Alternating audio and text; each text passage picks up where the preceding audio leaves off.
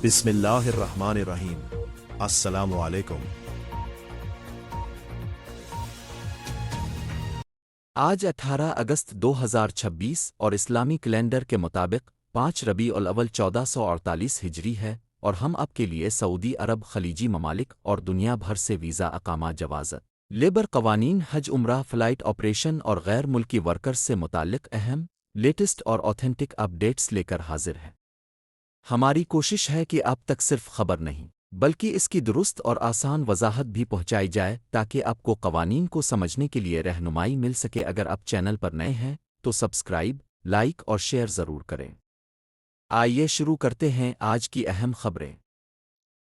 दोस्तों, अगर आप सऊदी अरब आ रहे हैं, यहां से कहीं जा रहे हैं, किसी और कंट्री जाते हुए सऊदी एयरपोर्ट से ट्रांजिट कर रहे हैं, तो इस खबर की तफसीलात ज़रूर जान लें।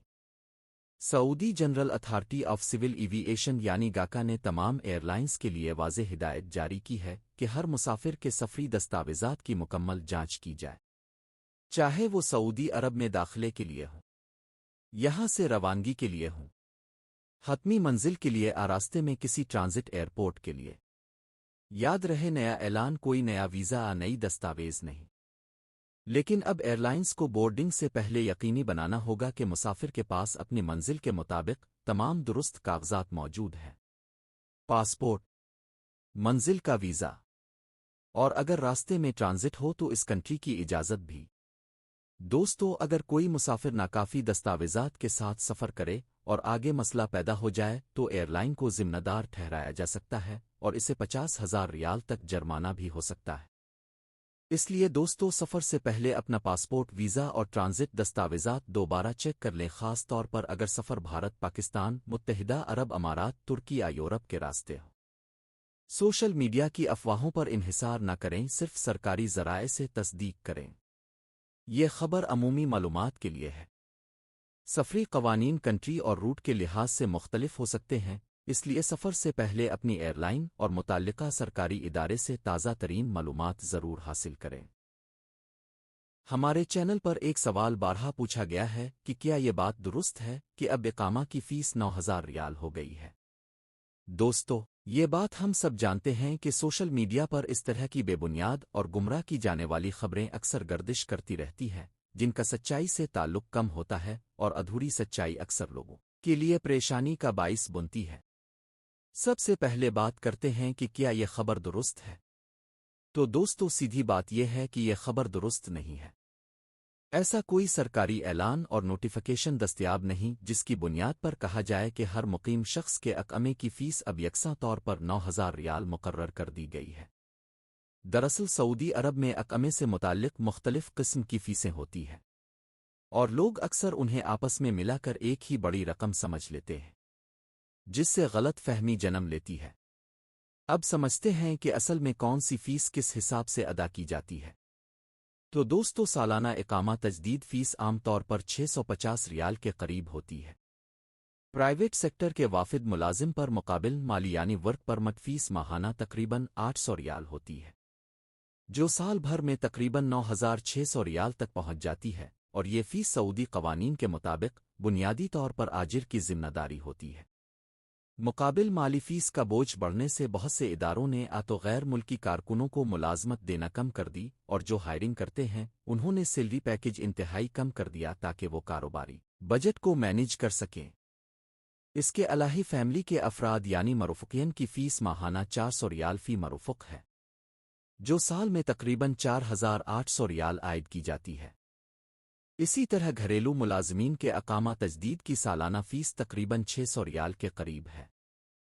दोस्तों, 9,000 से 9,600 रियाल वाली रकम दरअसल वर्क परमिट की सालाना मजमूई फ़ीस होती है, जिसे लोग गलती से अकामा फ़ीस कहकर गुमराह करने वाली खबरें फैला देते हैं। इसी वजह से सोशल मीडिया पर यह तासुर बन जाता है कि सबके लिए अकामा फ़ीस यकसा, क्योंकि फ़ीस अब के अक़मे की किस्म, पेशे और कैटेगरी के लिहाज से मुख्तलिफ हो सकती है।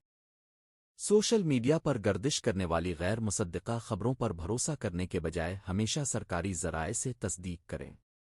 मुझे उम्मीद है इस मालूमात से आपकी गलत फहमी दूर हो गई होगी। اگر آپ کو بھی سوشل میڈیا پر کوئی ایسی خبر ملے جس کی تصدیق نہ ہو رہی ہو تو کمنٹ میں ضرور بتائیں، ہم آپ کے لیے حقیقت جاننے کی کوشش کریں گے۔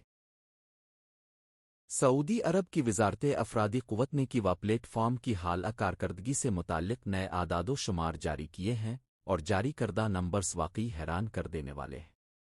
میری ویڈیو میں نہ صرف اعداد و شمار اب سے شیئر کیے جائیں گے بلکہ اس ڈیجیٹل نظام کے فوائد اور ممکنہ چیلنجز پر بھی غیر جانبدارانہ رائے دی جائے گی۔ دوستو، وزارت افرادی قوت کے مطابق پلیٹ فارم نے 2026 کی دوسری کوارٹرلی کے دوران 30 لاکھ سے زائد خدمات ریکارڈ کیں۔ بہترین کارکردگی سعودی لیبر مارکیٹ کی ترقی اور ویژن 2030 کے ٹارگٹ کے مطابق کاروباری اداروں اور عام افراد کے لیے ڈیجیٹل خدمات کو مزید بہتر بنانے کی مسلسل کوششوں کا حصہ ہے۔ اسی عرصے کے دوران سعودی شہریوں کے لیے 4,19,381 ملازمت معاہدے دستاویز کیے گئے، جبکہ 2,58,829 نئے سعودی بینیفیشری اس پلیٹ فارم سے منسلک ہوئے۔ یہ اعداد و شمار واضح طور پر ڈیجیٹل خدمات کے بڑھتے ہوئے استعمال کو ظاہر کرتے ہیں۔ دوستو، اسی عرصے میں پلیٹ فارم نے 1,63,349 سیلری سرٹیفکیٹس جاری کیے، جبکہ سعودی کارکنوں کے لیے 63,736 تجربہ سرٹیفکیٹس بھی فراہم کیے گئے۔ سعودائزیشن کے حوالے سے مقررہ ریکوائرمنٹس پوری کرنے والے اداروں کو 72,407 سرٹیفکیٹس جاری کیے گئے۔ دوستو، اب بات کرتے ہیں اس ڈیجیٹل نظام کی خوبیوں کے بارے میں۔